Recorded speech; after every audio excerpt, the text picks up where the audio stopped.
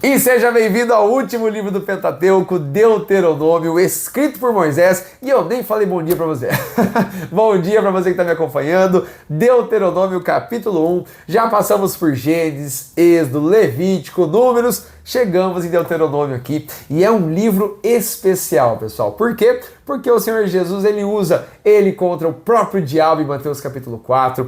Tem mais de 100 menções dele no Antigo Testamento, no Novo Testamento. Então, é um livro especial. O próprio rei de Israel tinha que escrever no punho para ele meditar nessa lei, para ele governar muito bem as pessoas ali no seu reinado. Esse livro teve que ser descrito, teve que ser escrito em grandes pedras após a travessia do Rio Jordão. A cada 7 anos, o sacerdote tinha que ler esse livro diante de todo Israel na festa dos tabernáculos. Então não é um livro qualquer. Mas aí você fala, o que ele tem tão de especial se é só repetição de leis antigas, de Levítico e de Números? Porque o Senhor Jesus é visivelmente apresentado aqui. Ele é a consumação do Antigo Testamento. Quer ler o Antigo Testamento? Olhe para Jesus. É isso que você precisa entender. As pessoas desprezam o Antigo Testamento, falam, isso é regra, é lei, é passado, é isso. Olha a consumação de Jesus Cristo no Antigo Testamento. O Antigo Testamento é a sombra daquele que viria, é do Messias prometido, Jesus. É isso que você precisa entender, pessoal. Muita gente despreza, então não despreze o Antigo Testamento. Medite, leia e sempre ligue com o nosso Deus. Ele é perfeito. A palavra é viva e eficaz. De Gênesis 1:1 até Apocalipse 22. É isso que você precisa entender, tá bom? Então, vamos aprender um pouquinho desse capítulo aqui, desse livro que é fantástico, é fundamental para o nosso crescimento espiritual. O que o Senhor Jesus fez naquela cruz do Calvário foi para mostrar que a Bíblia, a palavra de Deus, é viva, ela é eficaz, ela é imutável, ela não muda, ela é poderosa para transformar, abençoar e realmente aí fazer a gente crescer e se aproximar do nosso Deus todos os dias. Quer ouvir a voz de Deus? Leia Deuteronômio, leia Gênesis, leia Mateus, leia todos os livros da Bíblia. Deus vai falar com você. Deus vai falar com você. Não coloca na gaveta isso aqui e deixa ali escondido, parado, pegando poeira. Não. Deixa na sua cabeceira, medita de dia se você pode, de tarde, de noite. Usa a sua rotina aí ao favor do seu crescimento espiritual. Deus ama aqueles que meditam na sua palavra, porque realmente é viva e eficaz. Tá bom?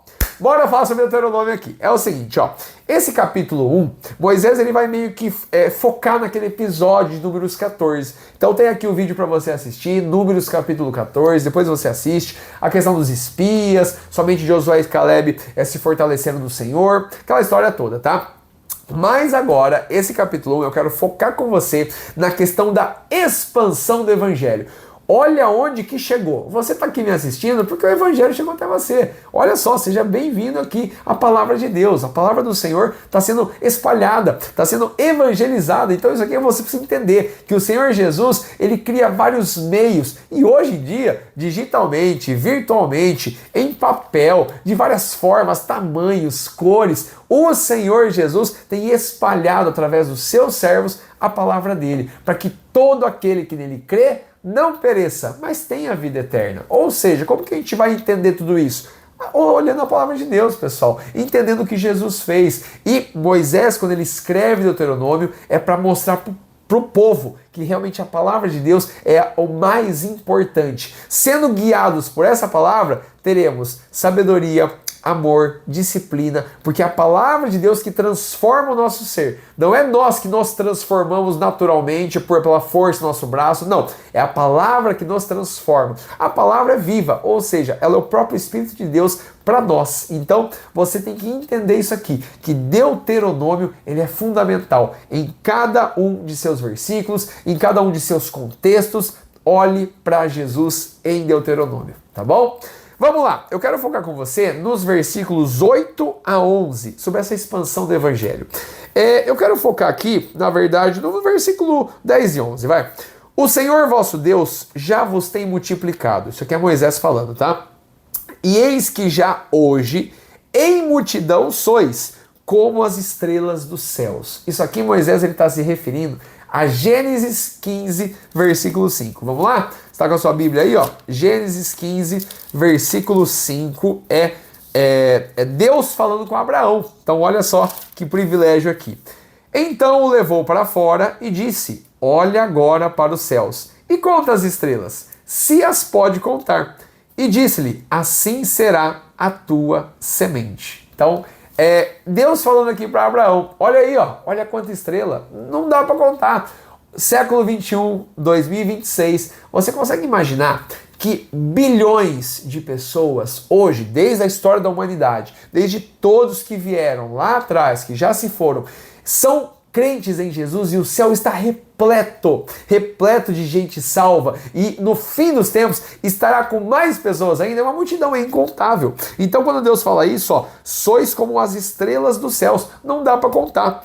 E o Senhor, Deus de vossos pais, vos aumente como sois, olha só essa expressão, como sois, ainda 1000 vezes mais. Aqui é uma expressão, né? É sem limite, ainda 1000 vezes mais. E vos abençoe, como vos tem falado. Pessoal, vamos ligar isso aqui com Mateus 8. Vamos lá.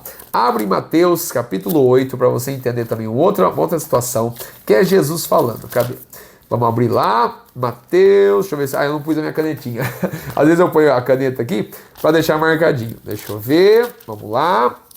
Aqui, Mateus capítulo 8, o centurião de Cafarnaum é epígrafe, tá? Mas a gente vai ler o versículo 10 e 11 também. Olha só, o meu versículo é 10 e 11. Maravilhou-se Jesus ouvindo isso e disse aos que o seguiam: em verdade vos digo que nem mesmo em Israel encontrei tanta fé. Isso aqui ele está falando da fé do centurião ali, que queria a cura para o seu criado, tá? Então ele fala que Jesus não é digno de entrar na casa dele, é só falar uma palavra que está tudo certo. E Jesus se maravilha com ele. Então olha a importância da fé aí. A mesma fé de Abraão lá, hein? Então olha só. Mas, versículo 11. Vos digo que muitos virão do Oriente e do Ocidente e assentar-se-ão à mesa com Abraão, Isaac e Jacó no reino dos céus. Então, muitos virão do Oriente e do Ocidente. Pessoal, o que essa palavra quer dizer para nós aqui? Que simplesmente muitas pessoas se chegarão ao Senhor, serão encontradas por Ele. O Senhor encontra essas pessoas, chama essas pessoas, te chamou, me chamou para servi-lo, para adorá-lo. E um dia nos céus é incontável, a gente não faz ideia. Lá em Apocalipse 7, versículo 9, olha só, esse texto aqui é fantástico, eu confesso que até rolou umas lagriminhas aqui, viu?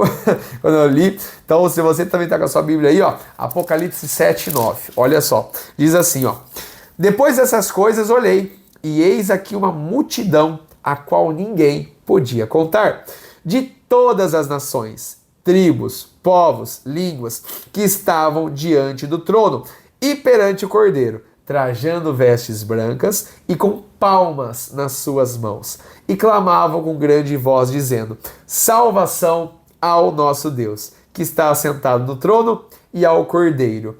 E todos os anjos estavam ao redor do trono, e dos anciãos, e dos 4 animais, e prostraram-se diante do trono sobre o seu rosto, e adoraram a Deus, dizendo: amém, louvor e glória, e sabedoria, e ações de graças, e honra, e poder, e força ao nosso Deus, para sempre. Amém.